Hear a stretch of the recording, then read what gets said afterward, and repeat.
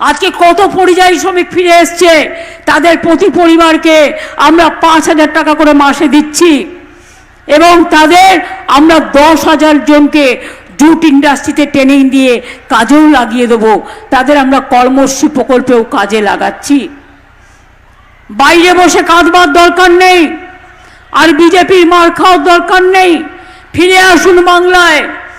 এই আমতা, উলবেড়িয়া, উদয়নারায়ণপুর, বাগনান, শ্যামপুরে এমন কোন গ্রাম নেই যেই গ্রামে যুবকরা বাড়ি ছেড়ে তারা আজকে অন্য রাজ্যে চলে গেছে পেটের রুটি রুজির জন্য, ক্ষুধার জন্য, গ্রাসাচ্ছ দানের জন্য।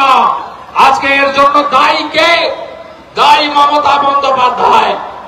11 সালে এসে টাটাকে তাড়ানোর মধ্য দিয়ে মমতা বন্দ্যোপাধ্যায় তার সরকার এই রাজ্যে উন্নয়নকে ধ্বংস করার কাজ শুরু করেছিলেন।